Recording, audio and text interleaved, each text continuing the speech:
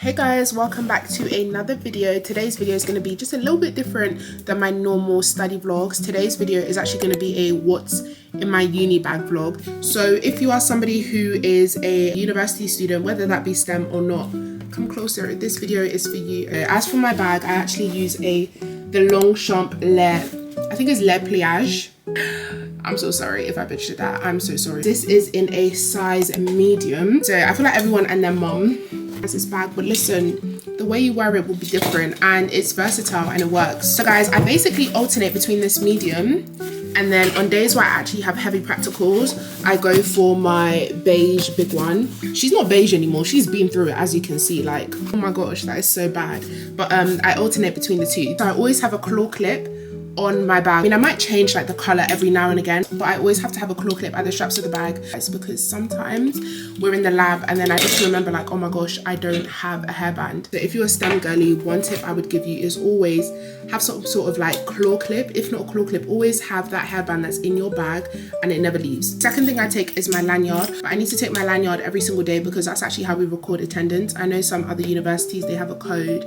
Ours is like a lanyard. So first things in my bag is actually my iPad. This is, I don't know what iPad this is. So I've had this iPad for almost 4 years, which seems insane, but it is the 12.9 inch. And yeah, I've had this iPad for ages now. I want to say since 2022. So I got it when it came out. And by the way, if you are a uni student and you're probably thinking, do I decide between an iPad or a laptop? I would say definitely look at what you are doing most in your degree. I definitely think it's important for you to see what your course requires. For example, some modules in my course, like you actually need to know certain pathways. Like last year, we needed to know the insulin pathway. Some amino acid structures, I think you're expected to know. But again, I think it's definitely worth you actually seeing, does this course require me to do a lot more typing than it does actually using a pencil? And it's just about actually being strategic with it, because you don't want to spend over $1,000 on an iPad for you then to buy a laptop anyways, and then you end up using the laptop more than you do your iPad. It's just completely down to preference. I think have a look at what your course requires, really try and find out, do you retain information better when you're writing it or when you're typing it, and just see how that works for you. So guys, as I've mentioned like countless times throughout my vlogs, I know you guys are probably hearing me say a lot about lab. I don't want you guys to think all I do is labs or all I do is lectures. We do actually have analysis behind it, and especially during first year, we were working with RStudio. Even if you try to search it up on Google, the answers, it would come up as wrong because you don't actually understand it. So that's why I've been using Brilliant. Thank you so much, Brilliant, for sponsoring this segment of the video. One course I've really enjoyed using is actually called the Thinking in Python. So it actually builds the habit of thinking in code step by step, because you don't just want to dive into something like that. Like, it looks very overwhelming, which makes it easier to actually internalize how Python programs actually work.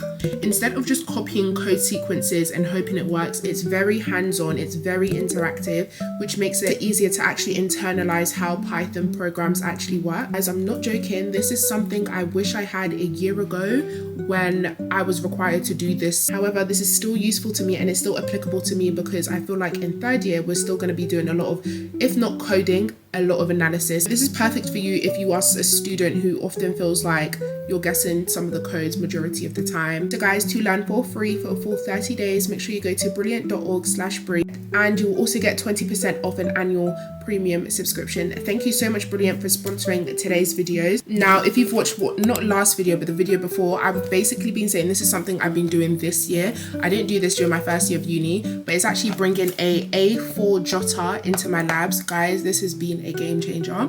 I don't know what I was doing before. Some things that you just need to know in the lab, like there's some principles that you just need to know in the lab before you get there, so you can actually understand what you're doing. This fits perfectly in my lab pocket. I literally got it from Tesco's, and I basically just have all my lab notes. I have all my lab notes. If you guys watch my uni vlogs, you will see that I am referring back to this, just so I can actually understand what I'm doing in the lab. I think the worst feeling is rocking up to a 6-hour lab and you just don't know what you're doing. So what I do basically before my lab, I try and make notes on my lab. For example, this upcoming week, I'm pretty sure I have an immunology practical. So tomorrow, what I will do is literally write down the principles and what we're covering in the practical. So when I get there, I'm not confused and I actually understand what I'm doing. A lot of people think like, oh, but I can just write in my notes. I just think it's much more organized to have a specific jotter that you look at this. When I look at this, I just think, okay, this is for my practicals. Yeah, you can have it like where you keep your other notes with your other lectures, but I just think it's way more organized and it's way more efficient if you just have it in one place.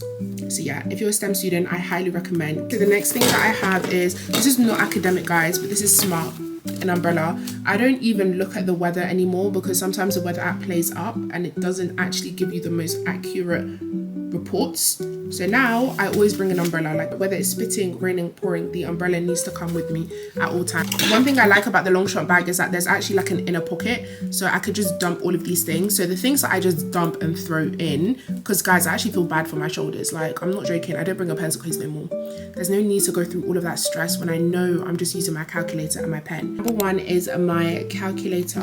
I've literally had this since GCSEs, guys, and it's still working. I don't know how. I have some pens as well. So I have my wired earphones, guys. I always bring wired earphones because when I'm doing a long library session, I think the worst thing is AirPods dial. Next up we have is a hand sanitizer. Guys, it doesn't matter if you're not a STEM student and you're not working with bacteria 24/7, get yourself a hand sanitizer. The next thing in that little pouch we have is my mirror. I barely use this mirror actually, but yeah. So guys, my friend actually gave this to me over for Christmas. She bought me the Laneige Glowy Lip Balm, and it comes with another one as well, but I've been using this one a lot recently.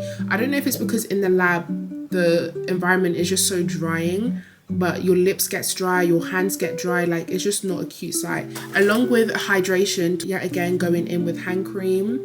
In the lab we're always washing our hands, guys, always washing our hands, and it's winter as well. You don't want dry hands, it's not cute. I actually forgot to say, but I have my bottle. Guys, that is basically everything I bring on a day-to-day basis. Obviously, if I do have labs that day, my bag is a lot more full, and I don't go with my black medium Longchamp, I go with my beige large one. I hope you guys enjoyed the video. Thank you guys so much for watching, and I'll see you in the next video.